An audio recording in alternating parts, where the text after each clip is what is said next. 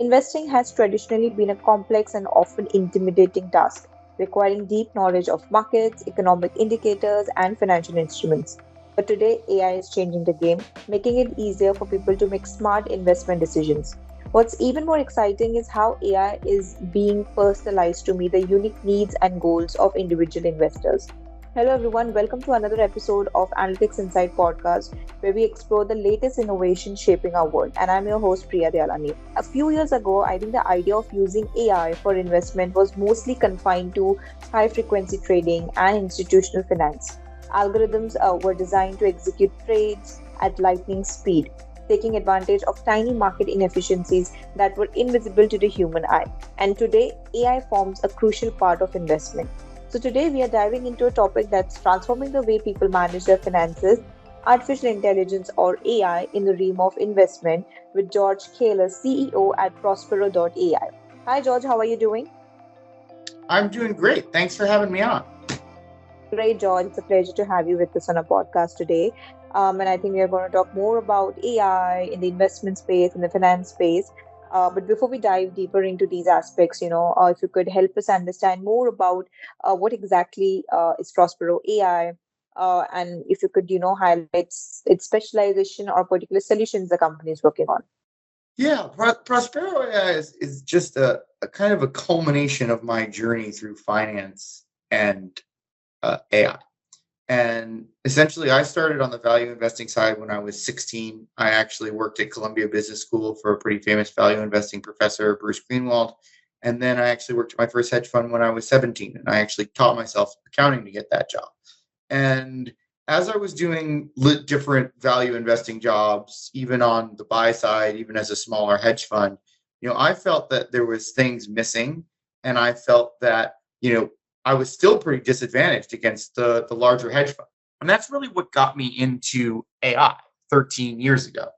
I really was interested in what I would call underlying market equations, and spent 8 years working on the technology, actually working with a lot of institutions to explore building up predictive pipelines for them.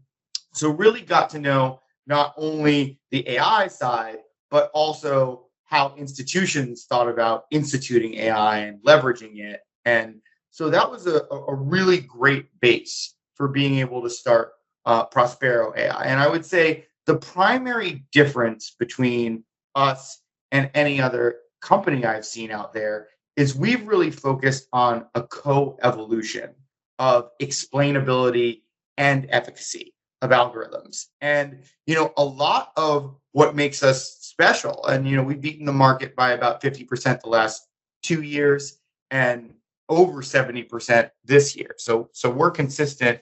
And one of the things that we really leverage is something that you touched on, which is that high frequency trading, especially based on certain kinds of alternative data, has become a bigger and bigger part of the market, as well as social sentiment, where now institutions, 75% of them are using social sentiment. So we actually see institutions where previously, they were always leading the market. Now we actually see, socials frequently leading the market and retail leading the market. So those are some major changes that we're capitalizing on. And the big thing for us is what we try to make transparent in a lot of our key metrics that we lean on, net option sentiment being the biggest one. We're trying to visualize in real time where institutions are making their bets in the options markets and their most important bets. So a lot of the times we're being able to see and communicate in simple ways, when institutions are really, bullish or bearish on something, even if the price isn't necessarily going that way, because a lot of the times institutions will load up on their options bets before they end up buying the underlying collateral, moving it in the direction of their bets. And that's been, a highly effective strategy for us. And I think, a very important thing in AI that I think we'll touch on a little later. Right, definitely. And I think that makes a lot of sense when you're talking about AI in the investment space. And we're really glad to know about Prospero, and thank you about sharing in such depth. Having said that, we would also like to know more about you, George. If you could tell us about your journey till date, your role and contribution towards the company, it would be great. Yeah, I mean, I started out as just, a typical value investing analyst, no real, abilities as they called it then as a quant. But as my years have gone on, I've really, as an entrepreneur, especially my second startup being, more successful than my first on a pretty long journey. Over the years, I've become more and more of a data scientist and wearing more hats, where my first model was actually in Excel that was enabled me to start the AI as a service company when I was 25. I actually figured out a better way to model mortgages where we turn state laws into math instead of looking at something like debt to income ratio, because in Texas, where you're out of your home in 180 days, it was very different, paying schedules, even with the same income, than it was in a place like Florida. Uh, so, that's kind of been my big skill, combining value investing and kind of scaling it up in intelligent ways, really in a way that, Ray Dalio shows the model for, I think, and, it's a big inspiration of mine. Uh, but yes, basically that means at Prospero, as it went on, actually the pandemic, I became an official data scientist. I went intro to Python all the way to deep learning. So now at Prospero, I'm everything from the chief data scientist. I write our newsletters. I'm doing everything kind of high level at the corporate level, everything from our taxes, a lot of our legal work. So our social media, I run, some of these things I'm more running than doing hands-on as our team grows a little bit. But, as you have to as an entrepreneur, I wear a lot of different hats. And I think a lot of different hats definitely adds more value and impact, whether you're working in an organization or in your personal life. I think that's really important in today's modern business landscape. And we're really glad to know more about you, George. Thank you for sharing that. Now, talking about AI, I think as technology advanced, like the AI technology advanced, its application extended just beyond executing trades. If we talk about AI in the investment space, and today AI is being used for everything from risk assessment and portfolio management to financial advice and even personalized investment recommendations. I think that's where machine learning comes into picture. So this shift has opened up the world of investing to a much broader audience and allowing individual investors to leverage the power of AI to make some informed decisions. Now, one of the key drivers behind this evolution is, I think, the rise of big data. When we have access to a vast amount of financial as well as non-financial data, AI algorithms can analyze trends, even forecast some market patterns, and predict the impact of, I think, macroeconomic events as well. So, we want to know from you, how does AI fundamentally change the way people make investment decisions? Has there been an a change, like a change in a good way? I think that's what we are going to talk about. But how if you could elaborate on the how aspect?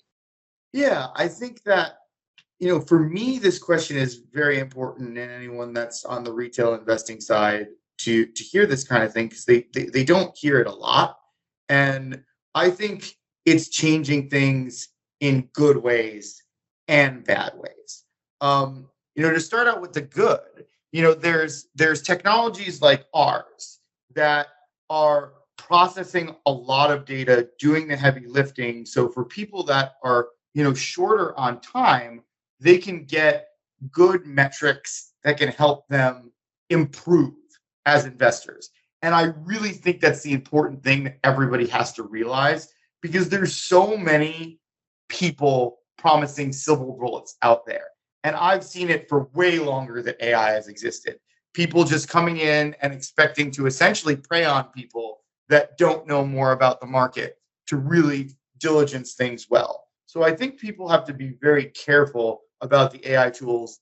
And I think one really big example that you gave is not to confuse advanced technology like generative AI with good answers, right? I look at like a competitor of ours, like loosely, that's just basically using a lot of Gen AI. And, when people ask, what's the best stock, they're essentially organizing, or to compare stocks, they're essentially organizing PE ratios. And I think some people that don't know enough could think that that's a decision point when they rank the stocks or do things in certain ways. And they're just giving you a lot of traditional metrics. They're just feeding it to you differently. And I think people really have to understand the difference between very advanced technology that can give you answers quickly and information that's well vetted, that's good. And people need to train their own eyes to do that and to tell them, is this really different? Does this really give me an edge? I think is the most important thing that everybody has to ask for themselves, because most of the time that answer is no. And we see that a lot with meme stocks, with that big craze, where people think, everybody thinks they have an edge. And, there are some instances where people did well, but I've seen a lot more instances where people are just basically being manipulated by institutions behind these social sentiment thing, and institutions are coming out well and they're not. And I think the other important thing is it's just like sometimes you just have to see if things pass the smell test. And people are generally like just looking for what they want to hear, and they want to hear that it's easy, and they want to hear that making money is easy, but it isn't. And what I always say is that, in the markets, you're up against robots and giants and giant robots. And you really have to realize that. And, what I say is Prospero kind of helps you walk in their shadows by making it easier to see very quickly what they're doing and staying out of their way. And sometimes even getting in early on things that just certain institutions see that the rest of the market might not know yet, because we're very good at honing these like options pricings visualizations quickly. But I've seen so many people just kind of believe something that you shouldn't believe, which is that these startups can come and take your money and beat the best hedge funds. And what I always say to people there is it's just like, look, a lot of these startups haven't even raised $100 million yet. How do you expect them to seriously compete in a non-linear equation competition or an algorithm competition or a data competition with a hedge fund like Bridgewater that could lose $100 million in a day, and that could just be a Tuesday for them? So people just really have to, I think, do their diligence on the technologies just as much as you would do a deep dive on a stock or an industry or whatever, because it's still your money, and you just can't think that just because something's AI that it's there to make you money in an easy way. It's never going to be easy. And the easier it might seem, the more concerned you should be. Well, yes, I think I agree with you, and I with the ability of AI to process that the data, and I think even the historical data, it actually can help users understand which sectors or asset classes are likely to perform well over time. So it eventually helps these investors to make more strategic decisions that align with the long-term financial goals. But slowly and steadily, I think we are witnessing some new developments, and one of the most exciting developments in the AI-driven investment is towards personalization, I guess. So, I mean, no two investors are alike. So each person has, unique financial goals, risk tolerance, and even investment horizons. AI can recognize this diversity and tailor investment strategies that can help each different individual to grow accordingly. So how does AI personalize these investment strategies for individual users? And if you can also share some a couple of case studies or success metrics where the AI driven strategies have significantly benefited investors. So on the personalization front, I think that there's, again, good and bad. And I think that, where personalization is really good, and, something that we do in terms of, recommending strategies, guiding people to products, is understanding people's, investment goals as well as their risk tolerance, because there's really no one size fits all investment. And just, I think those two things are so important to differentiate, what is a good strategy and what isn't. But I also think that sometimes a lot of this stuff can interfere with, what people's ultimate goals should be. And I've heard, we have a really great case study on Meta, where basically one of our key signals upside has had it at the max score for 2000 stocks since it was trading at 170 on 2/16/23. That's when it first appeared. And it's kind of a funny story because I had some biases that I've heard some people say, where they're just basically well, I don't like Mark Zuckerberg, or he doesn't, he certainly made a bad decision I think, putting money in the metaverse technology before it was really ready, especially when their bread and butter has been acquisitions. A lot of their best growth has come from that, not like necessarily doing a lot of R&D themselves. And I think that, I actually had a conversation with someone once where they was like, well, I wouldn't invest in Meta because it's not, XYZ reasons. And when I like dug into that, I was like, well, at the end of the day, sure, they could have handled elections better, but they have an ethics board now. They're really trying to make a lot of changes, and they have a hard job to do. I think any social media platform has a hard job to do. And I think on some of the things in terms of like, I think if you want to invest ethically, that and you have a lot of extra money, that's a great thing to do. But I think a lot of people that don't necessarily have that kind of extra money are being steered towards, things like ESG, where, when you look at things like carbon credits and the way they're done, I've seen it ring pretty hollow. So I don't think you're even helping that much. And I think what people need to focus on that kind of personalization is, focusing on, maybe avoiding, there's some things that like, oil companies or things like that I think, are much more, doing much more like direct and clear harm. And like, even then I feel that way. And occasionally, if it makes sense to diversify, I'll put that in my portfolio, because I think the most important thing about investing is that people create a better future for themselves. And I think sometimes there's a little too much virtue signaling around these things. And it's just like, look, I think if you care about causes, the best thing that you could possibly do is set up your future better and then invest in those causes directly, instead of trying to mix, causes and investing. And I think that my favorite example about this is, Warren Buffett would often be criticized for, not giving more to charity, et cetera. And he not too often, but sometimes basically gave the answer to the effect of it just like, look, like this money in my hands, I can turn it into a lot more money and a lot more help in the longer term, because I'm very good at investing. And, he ended up giving a huge amount away, a really difference making amount. So he literally put his money where his mouth is. And I think, more people with less money should think like that. And I think investing, you don't have to be heartless, but I think if you're starting to optimize on too many things, especially things like ESG that I just don't think are there yet in terms of the quality that people want, I think you're missing out on creating a better future for yourself that you could then actually have more to directly fund the causes you care about. Right. I think that's very important aspect that you shared, George. And investment majorly, it's for your future. And if that's not you're doing properly or correctly, I think this is something going wrong in the entire process. And thank you for helping our listeners understand about what are certain steps that they can probably consider, or thinking about certain factors before investing and driving their investment decisions. I think, and even the operating environment for the investment management firms altogether is also evolving. As we have advancements in AI and other technological innovations, because they're shifting investor preferences also at the heart, I believe. So while traditional sources of differentiation in investment management are becoming more commoditized, I think AI is providing new opportunities, which extend beyond cost reduction as well, but also offer like efficient operations.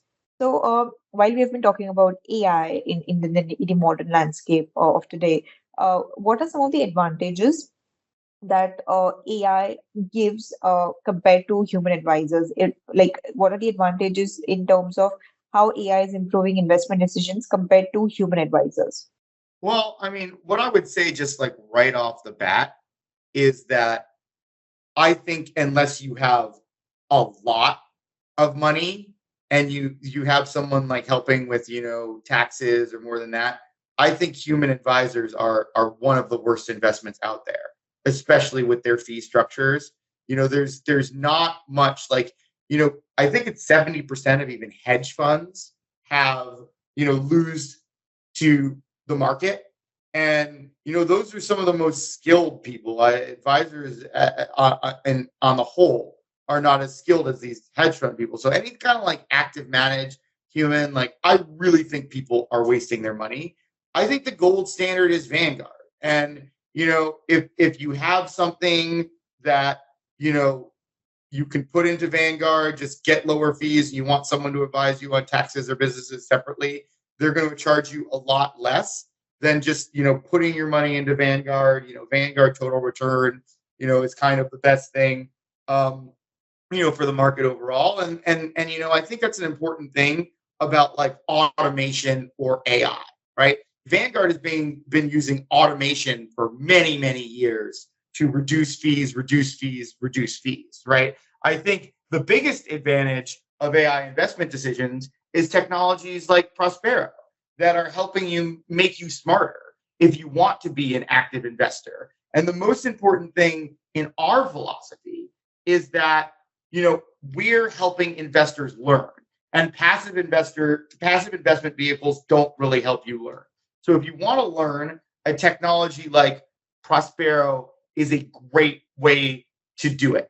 And I think we're one of the few out there that are actually like helping people learn in like a simplified way. Other just like very simple things that I would recommend that I don't necessarily see great tools for, but I'd recommend making sure when you look at investments, you're looking at PE ratios and benchmarking to competitors. If you're looking at risk, especially in the short term, I like just going to TradingView, going to technicals. It goes to the one-day technicals. It'll give you like a health checkup on a stock. I think those are all good things, but I think, there are going to be more and more tools that are going to help you get smarter. Help accelerate your process. And those are the kinds of things you should be looking for. Otherwise, I would really just recommend to invest in something like a Vanguard mutual fund or like Schwab dividend. I really see those as important bifurcations. Like either you're going to take your investment education seriously and you're going to look for AI tools like ours that help you be smarter, faster, and make quicker decisions, or you should optimize for reputation and fees, and Vanguard is pretty much the gold standard there. And I'd ignore a lot of the noise for people like AIs that are going to invest your money, because I think that's honestly mostly like overpriced snake oil. And if you even look at a generation before this, like Wealthfront, Betterment, tools like that just spent a lot of money on marketing. Those fees were higher than Wealthfront, and they weren't offering you, than Vanguard, and they weren't offering you anything better. And I kind of think the AI versions of these that I'm seeing are kind of like even worse offenders of that. Great. I think that was pretty straightforward, George, that, it's that human advisors are definitely not up to the mark when we're talking about investment decisions. And I think AI is playing a very important role and a pivotal role in terms of how people can make their investment decisions. I think we have spoken about the advantages of AI. While the benefits of AI in investments are pretty clear, it's also important to acknowledge the challenges and, the ethical consideration that come with this technology. I mean, you mentioned about personalized recommendation, and you said that it has its own pros and cons. I think one of the cons that we didn't highlight to touch upon, and we are going to discuss that, is that about data privacy and security. And also, one of the main concerns is the potential for bias in AI algorithms. So, if the data used to train these algorithms is skewed, the resulting recommendation could favor certain investments or demographics over others.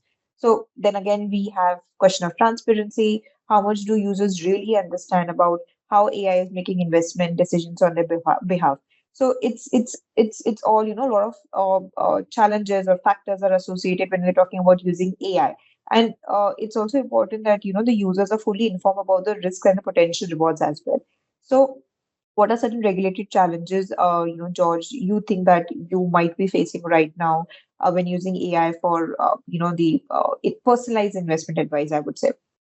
Yeah, I think that's a great point, because I think technology in general is making it very hard for regulators, and regulators are behind, right? If you even look at something like cryptocurrency and the blockchain, that's kind of been booming since before the AI. Like, we don't even have good regulations figured out for that yet. And AI is certainly, like, behind that as a newer thing, and a more complicated thing. So yeah, I think that's, why it's kind of the advice that, I've been giving, which is just like, be very careful when you're selecting these things. And, a lot of the times, like, it's just very hard to know, especially if the regulations aren't there. Like, if I could tell, like, a bit of a story about my journey in AI when I was doing AI as a service, when I first started, a lot of even institutions were challenged to use AI because it couldn't pass their risk control committees because they couldn't really understand how it was working. And, obviously there's been progress made in terms of, the regulations, or I think the allowances around risk management. But I also think that it's just, it's a difficult task. Whereas I said, I think there's already, like, a backlog in terms of, like, technology and laws around regulations. So to me, I think that's another big reason why it's just very important to put your actual dollars behind, reputable institutions. And, like, I always recommend, I think Fidelity, Vanguard, those are pretty much like the most pristine institutions as far as I see in terms of being on the side of their users or their investments. And, that would be my recommendation: to control for risk until the regulatory environment is better and it understands what AI is and how to manage and how to evaluate risk around it. My best advice is to use your judgment. If you want to use an AI research tool like Prospero or another one where you're really just, like, getting the information and ultimately, like, making your own decision, I think that that's the best thing you can do right now, because I think the regulations are behind the technology. And as I mentioned, not just in AI. Yeah, I think I completely agree with you, because I think the regulatory challenges companies or investors definitely have to deal with these regulatory aspects, and which can be challenging for them. But I think that's really needed, taking into consideration taking into consideration the data privacy and security issues, and how transparent data everybody would want. So I think AI is already revolutionizing the way we invest. I think it's making more accessible, it's giving personalization, and also it's making efficient. So I think as the technology continues to develop, it will also play a very greater role in helping people achieve their financial goals. And that's what you mentioned. I think it's important that when people are investing, it's for their future. So it's just like one last question for you, George. If you can quickly wrap up by telling us if you can predict any new technologies or developments that could enhance further investment decisions in the coming years. Yeah, I think that there's a lot of exciting potential in terms of what can happen, and, like, what Prospero's long-term goal is. And I think this is where there's just a huge opportunity. Is, one of the reasons why we give away, like, such valuable products for free is we want to earn the trust of retail investors. And eventually we want to be able to create a symbiotic relationship where we're given data that we can put back into products for them and make them even better. And, like, the example that everybody gets that I give is that, we could one day ask people, what's your temperature? And we could model, say, a pandemic in real time and essentially do what the US senators did when they were looking at hospital data, shorting the market, and making some, private, arbitrage off information asymmetry. And we kind of not want to not only eliminate that, but we could be in people's homes and be in front of that kind of thing. And then we could deliver, instead of private arbitrage, we could make that more of a public utility, which also incentivizes sharing. And those types of applications where, retail investors start to join forces with good technology, that's where everyone can win. Because I've given the example of, like, how do you compete with a hedge fund, when you don't have as good a data as them and history and technology. It's simple. The way you compete is by having better data. And hedge funds right now, get real-time things like real-time credit card swipes, camera data, satellite images, web traffic, and they use that, and it's not with people's consent.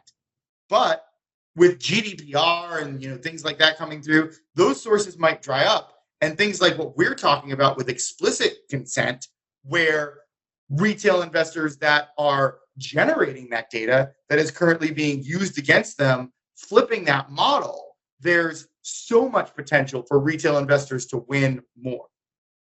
Well, yes, I definitely agree with you. And I think after the entire conversation, I think looking ahead, the future of AI investment is incredibly promising. And, we might also see the rise of AI-powered, robo advisors that can offer not just investment recommendation, but even like a holistic financial planning services. So this could help, users or investors to manage their entire financial lives, from budgeting and saving to retirement planning, tax optimization, and getting more tailored investment advice, I believe. Well, thank you so much, George. It was a pleasure having you with us on a podcast today, and I think we explored some interesting facts and aspects from your side regarding how AI is changing the entire game scenario of investment planning. Thanks for having me, Priya. Great. Thank you so much, George. So that's it for today's episode, listeners. And I hope that you found this discussion insightful and it gave you better understanding of the exciting possibilities that AI brings to the world of finance. Stay tuned for upcoming podcasts, and you can view and listen to all our previous podcasts on Spotify and other leading platforms. Thank you so much.